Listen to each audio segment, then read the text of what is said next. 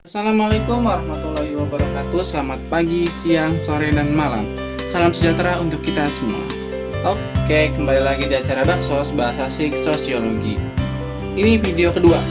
Video kemarin pertama kita udah membahas atau kita udah perkenalan mengenai apa sih itu sosiologi gitu kan. Mulai dari pengertiannya, ciri-cirinya, fungsinya, dan ilmu terapannya dari sosiologi. Nah, pada video kedua ini atau video kali ini kita akan membahas tentang interaksi. Interaksi, kenapa kita bahas di dalam sosiologi? Karena kalau kalian ingat kemarin, pembahasan kemarin, sosiologi itu kan ilmu yang mempelajari tentang masyarakat. Yang dipelajari sama sosiologi itu masyarakatnya. Nah, di dalam masyarakat ada perubahan, ada hubungan sosial. Nah, dalam berhubungan sosial kita ada yang disebut dengan interaksi. Oke, kita bahas dari pengertian. Interaksi. Interaksi itu terdiri dari dua kata. Ada kata inter dan kata action. Inter itu artinya saling berbalas-balasan.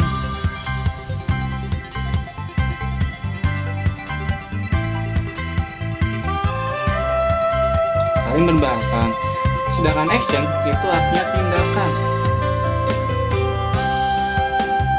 Jadi, interaksi itu adalah tindakan yang saling berbalas-balasan. Jadi, kalau misalkan ada orang yang ngomong, harus direspon. Kalau tidak ada yang direspon, itu bukan disebut interaksi. Kalau gimana kalau yang bertepuk sebelah tangan? Nah, itu bertepuk sebelah tangan itu bukan interaksi karena cuma sendiri yang melakukan tindakan, sedangkan orang lain tidak bisa membalas tindakan itu. Itu yang disebut, itu yang bukan disebut tentang interaksi sosial. Nah, kalau mau belajar interaksi, itu ada nama salah satunya teori. Teorinya itu mengenai interaksionalisme simbolik. Kalau kalian bingung gitu kan, kalau kalian bingung interaksionalisme simbolik itu apa, oke kita bahas. Teori interaksionalisme simbolik. Teori interaksionalisme simbolik ini dicetuskan oleh Max Weber. Menurut Max Weber, dalam berinteraksi gitu kan, dalam berinteraksi itu ada yang disebut dengan tindakan sosial. Tuh, nyambung kan sama pengertiannya. Ada tindakan, terus kalau menurut Weber juga sama tuh. Tokoh dari interaksionalisme simbolik dia bilang kalau dalam berinteraksi kita ada yang melakukan tindakan gitu kan. Tindakan itu apa sih? Tindakan itu kalau menurut Weber, tindakan adalah sesuatu yang bermakna dan dapat dimaknai oleh orang lain. Nah, menurut Weber, tindakan sosial itu sesuatu atau tindakan atau suatu perlakuan, perbuatan yang memiliki makna dan dimaknai oleh orang lain. Jadi orang lain itu bisa memaknai tindakan kita gitu. Nah, lalu kenapa interaksionalisme simbolik Kak gitu kan? Nah, interaksionalisme simbolik kalau kalian bingung, kalian penggal aja katanya. Ini interaksi terus ada simbol. Berarti gampangnya gitu kan. Gampangnya interaksionalisme simbolik itu ini. Interaksi menggunakan simbol. Dengan simbol. Itu. Selanjutnya setelah ada pengertian interaksi, ada interaksionalisme simbolik, ada Weber, ada tindakan sosialnya. Nah, kita harus mempelajari tentang ciri-ciri interaksi gitu. Ciri-ciri interaksi ini ada 4. Pertama, 2, 3, 4. Nah, ciri-ciri interaksi ini kita bahas satu-satu. Dalam berinteraksi gitu. Dalam berinteraksi harus ada 2 orang atau lebih. Kenapa 2 orang atau lebih? Karena untuk dapat berinteraksi harus ada yang menyampaikan pesan dan harus ada yang menerima pesan gitu. Kalau misalnya tadi tuh yang kayak bertepuk sebelah tangan ya, bertepuk sebelah tangan itu bukan interaksi karena dia orangnya cuma satu, dia bertepuknya sebelah doang gitu kan, sebelah tangan doang, tapi tidak ada 2 orang atau tidak ada yang merespon gitu. Yang kedua, harus memiliki tujuan. Udah pasti dong kita berinteraksi atau kita semua yang kita lakukan pasti memiliki tujuan gitu. Nah, tujuannya itu entah apapun gitu kan, entah apapun tujuannya, yang penting kita harus berinteraksi gitu. Yang ketiga ada dimensi waktu.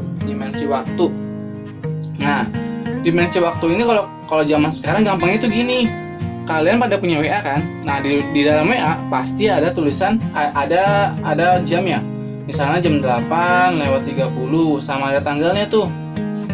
Tanggal 3 bulan 1 2020. Nah, dimensi waktu itu ini. Jadi, menunjukkan kapan kita melakukan interaksi, itu dimensi waktu. Terakhir, memiliki simbol. Oke, kita nyambung ke sini nih. Set. Tadi ada interaksionalisme simbolik. Interaksionalisme simbolik itu adalah interaksi yang menggunakan simbol. Gitu kan? Interaksi yang menggunakan simbol. Nah, dalam berinteraksi gitu kan, tidak hanya secara verbal aja atau secara ucapan aja, tapi bisa melalui nonverbal atau tanpa ucapan. Biasanya melalui simbol-simbol. Contohnya tuh gini. Kalian tahu rambu-rambu lalu lintas kan? Misalnya kayak gini nih. Ada di pinggiran jalan gitu kan, ada di pinggir jalan tulisan seperti ini. Tanpa orang ngomong gitu kan, tanpa setiap polisi polisi jagain gitu kan, tanpa ada polisi, kalian udah tahu, oh ini tuh bisa putar balik dengan melihat simbol dari ini. Nah, itu sebutnya interaksi memiliki simbol. Jadi dalam berinteraksi gitu, dalam berinteraksi kita tidak hanya melalui kata-kata aja, tapi bisa melalui simbol-simbol. Nah, itu keempat ciri-ciri yang harus ada dalam berinteraksi. Mulai dari orangnya harus 2 orang atau lebih, terus yang memiliki tujuan, ada dimensi waktu, sama memiliki simbol. Itu pengertian internasionalisme dan ciri-ciri. Nah, setelah ciri-ciri ini, ada yang disebut faktor pendorong interaksi. Faktor pendorong interaksi ini ada 6 bagian. Pertama ada simpati, empati, sugesti, motivasi, imitasi, dan identifikasi. Apa sih itu keenam ini kak gitu kan? Artinya apa sih keenam ini gitu? Nah, oke, kita garisin dulu.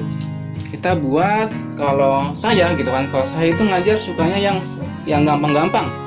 Saya itu belajar sukanya yang gampang-gampang, nggak mau yang dibikin susah. Jadi penggal-penggal aja kata-katanya gitu kan, atau kalau nggak dipenggal-penggal di kotak-kotakan, dibagi-bagikan. Nih, kakak udah bagiin.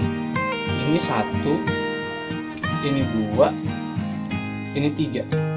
Oke, sekarang kita bahas satu, simpati. Simpati itu artinya perasaan yang mendalam. Ikut merasakan. Oh iya, kenapa sih dibulat-bulatin gini? Per dua gitu kan? Karena ini sama ini tuh hampir mirip. Ini sama ini tuh hampir mirip juga. Ini sama ini juga hampir mirip. Jadi biar kalian gampang ingetnya gitu kan. Kalian biar gampang ingetnya. Terusnya kalau simpati itu ikut merasakan. Misalnya ada orang yang sedih, lagi berduka, kalian ikut sedih. Ada yang happy gitu kan, ada yang baru lulus, kalian ikut seneng gitu. Terus simpati. Kalau empati sama, ikut merasakan nih. Tapi bedanya empati ini sudah ada tindakan. Sudah ada tindakannya. Contohnya apa kak gitu kan? Contohnya tadi merasakan, misalkan ada bencana alam gitu kan. Wah, kamu ikut merasakan, kesian ya di daerah ini ada bencana alam tuh. Tapi kalau empati itu tidak hanya sampai situ. Kalian tahu nih ada bencana alam, oh kalian ikut penggalangan dana untuk bencana alam tersebut. Nah, itu sebutnya empati. Empati itu sudah ada tindakannya. Jadi kalian udah merasakan sedih, kalian juga melakukan tindakannya. Kayak contohnya itu kayak penggalangan dana, terusnya cari dana-dana buat bencana, itu sebutnya empati. Itu bedanya antara simpati sama empati. Simpati itu ikut merasakan doang atau sedih doang gitu kan, tanpa ada tindakan. Kalau empati ada tindakannya. Selanjutnya ada sugesti dan motivasi. Ini sebenarnya hampir sama. Sugesti itu gampangnya mempengaruhi. Motivasi itu mendorong. Contohnya gimana gitu kan? Sugesti itu contohnya mempengaruhi. Biasanya ini tuh ke negatif lah ya, bisa dibilang. Kalau yang ini ke positifnya. Kenapa kakak bilang negatif? Karena sugesti itu dia terpengaruh tanpa berpikir panjang. Contohnya tuh gini. Misalkan besok nih gitu kan, besok ada 11.11 di Shopee maupun di Tokopedia maupun di Lazada gitu kan. Nah, dengan adanya 11.11 kali ya, 11.11 Shopee seperti itu gitu kan, dan lain-lainnya. Kalian dengan banyak tuh belanja, harga jadi murah gitu kan di Lazada, Shopee maupun di Tokopedia. Wah, itu harga barang-barang di sana mereka pada murah-murah, dan terusnya kalian langsung beli banyak tuh. Oh, ini murah. Kalian beli banyak. Nah, itu sebetulnya sugesti. Kalian melakukan tindakan tanpa berpikir panjang. Sedangkan kalau motivasi itu dorongan, itu memberikan semangat. Bedanya kalau tadi sugesti tanpa berpikir panjang, kalau yang motivasi itu dengan berpikir panjang. Itu bedanya antara sugesti dan imitasi. Sugesti dan motivasi. Selanjutnya ada imitasi dan identifikasi. Imitasi itu meniru. Nah, identifikasi juga meniru. Bedanya apa? Kalau imitasi gitu kan, meniru. Kalau imitasi, menirunya itu sebagian. Kalau yang identifikasi itu menirunya menyeluruh. Atau namanya itu identik gitu kan.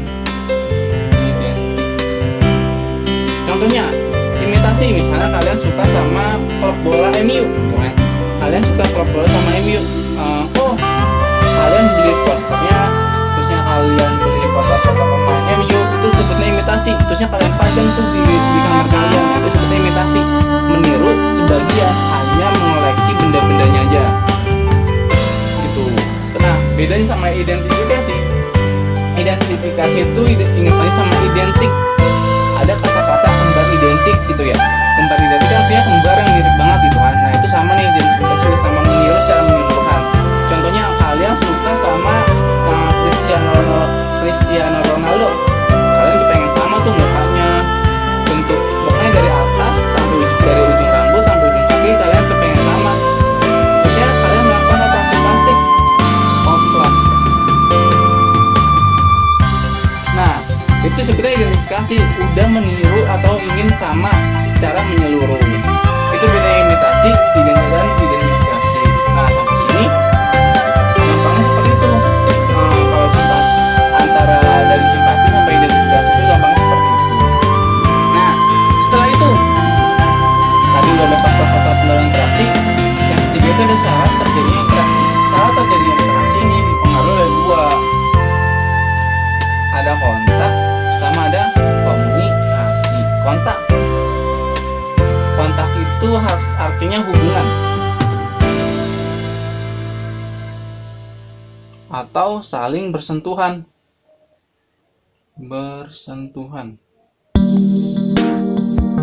Nah,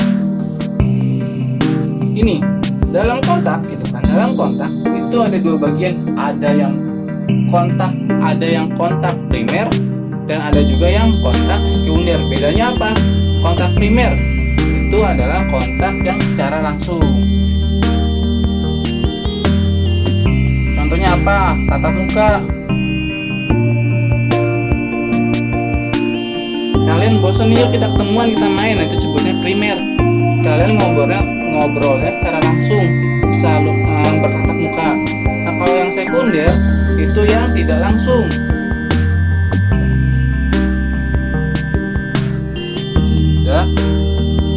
Langsung. Nah, kalau yang sekunder biasanya itu melalui media, ada medianya. Ada medianya. Kalau tadi primer itu tidak ada media karena dia bertemu langsung. Kalau yang sekunder itu ada media karena dia tidak bertemu langsung. Nah, dalam sekunder ini juga ada dua bagian. Bagian pertama itu ada yang sekunder langsung sama sekunder tidak langsung. Bedanya apa? Bedanya kalau sekunder langsung itu contohnya kayak gini. Kalian chatan, misalnya saya chatan sama Raffi Ahmad, chatan langsung tuh lewat WA gitu kan. Saya punya kontaknya Raffi Ahmad juga punya kontak saya. Itu sebutnya langsung, sekunder yang langsung, karena saya ngomongnya langsung ke tujuannya, langsung ke tujuan atau langsung ke orang yang saya ingin sampaikan pesan. Itu kalau yang atau yang teleponan lah, gampangnya teleponan. Nah, kalau yang tidak langsung itu ada pihak ketiganya.